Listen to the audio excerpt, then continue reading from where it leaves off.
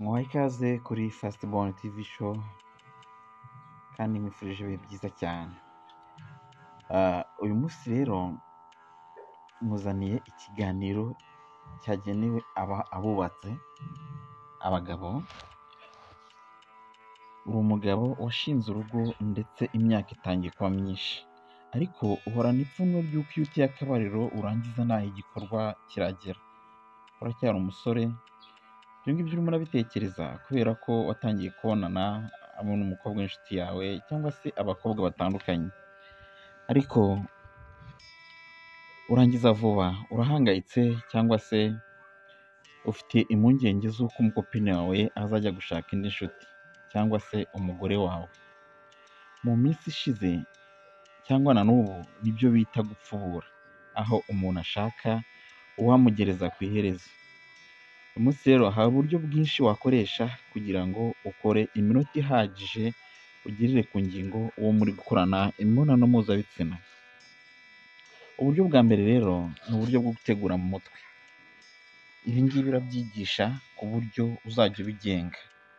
Uburyo bwa kabiri ni ubujyanama bw'inzobere mu buryo bw'imyororokere, aho usanga umujyanama w'inzobere ubizobereyemo akaguha umwanya we, hanyuma mukajya muganira, ukamubwira ukuntu bikugendekera n'igihe urangiriza, hanyuma akakuganiriza, akakuganisha kuri ya myumvire izatuma utabasha kurangiza vuba. Hanyuma wenda icya gatatu, hari igihe usanga ufite ikibazo ku buryo ukeneye imiti yo kwa muganga, ku buryo iyo miti ukaba wayifata igatuma utarangiza vuba. Hari n'ibindi byinshi ushobora gufata, ariko icy'ingenzi ni uko ubona ikigufasha ku buryo kurangiza vuba kwawe bituma bihagarara.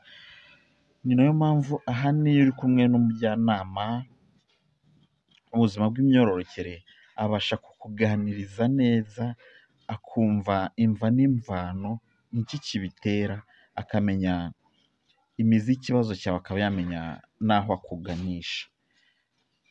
Muri ibyo bitatu byose navuze, akaba yakuganisha muri kimwe, byaba ari ugufata imiti, byaba ari ugutegura mu mutwe, cyangwa se hari ikindi kintu akuganishaho.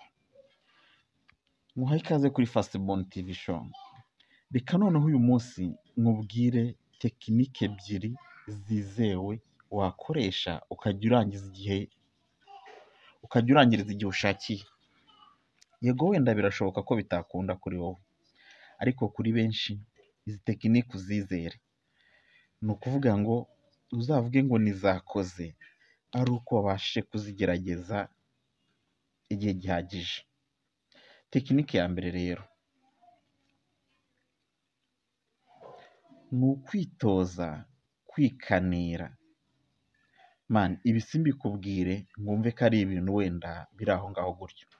Ndabizi kenshi tubikora iyo tugiye kwituma kuri tuwarete cyangwa se kwihagarika, ariko burya kwikanira ni kimwe mu buryo bwiza bikomeza imikaya yo mu kiziba cy'inda. Ni ya mikaya n'ubundi idufasha muri cya gihe cyo gutera akabariro, cyane cyane ku mugabo cyangwa kuri weho umusore.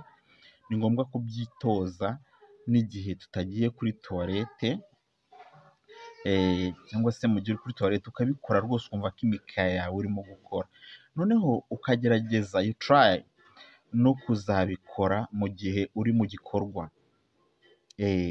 Ibi ngibi bituma imikaya yawe yo hepfo cyangwa se ikikije imyanya myibarukiro yawe, ituma ibasha kumara igihe kinini mu gihe cyose wabikenera.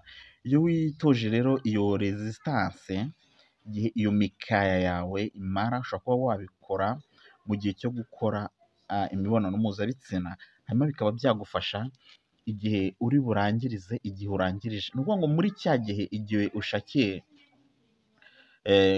urimo gukora akabariro ukumva ubushake butangiye kuza, usabwa kwikanira, hanyuma kugira ngo ubashe kugira ngo ya mikaya yawe ibashe gusa naho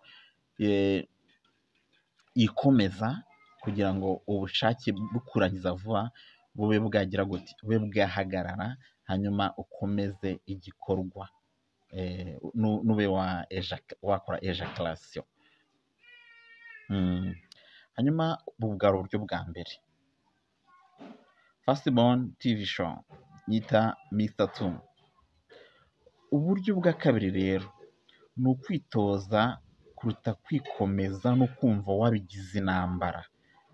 Kuko amwe mu makosa abagabo bakunda kugira cyangwa se abasore ni uguhangayika, kuko bibatera no gukomeza kumva ko afite ubwoba ko agiye kurangiza vuba. Irekure wumve ko wirengagiza, ibyo bizagufasha gutuma wirengagiza ndetse no kurangiza vuba bitinde. Birakomeye yego, ariko wabyitoza. Ushobora kugira impungenge uti se nabyitoza gute? Uzakora rero imyitozo mbere utari mu gikorwa, mu gihe ugiye nko kwihagarika.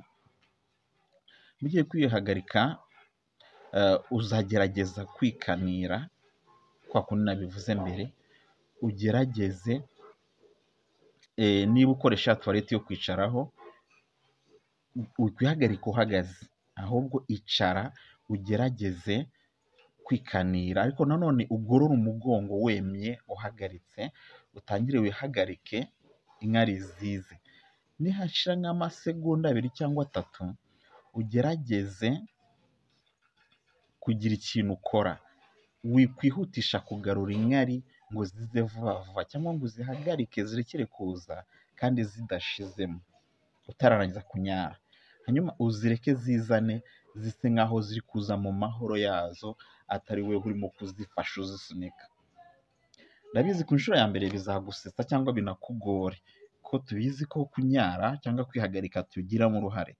Ariko reka nkubwize ukuri, ubu ni umwitozo ushobora gukora nka 1 cyangwa 2, 3 ku munsi.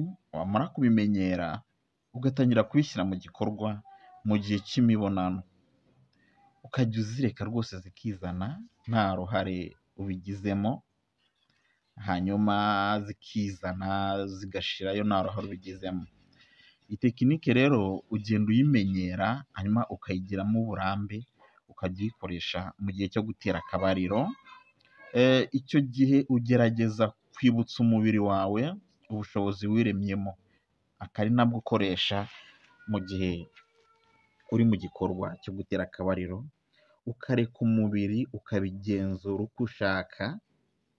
Hanyuma wowe icyo usabwa, ugakora ibyo ukora, hanyuma ibijyanye no kurangiza bikagenda muri speed yabyo.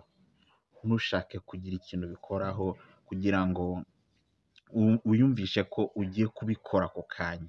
Ibi nubigerageza bizakunda, ntabwo uzarangiza vuba.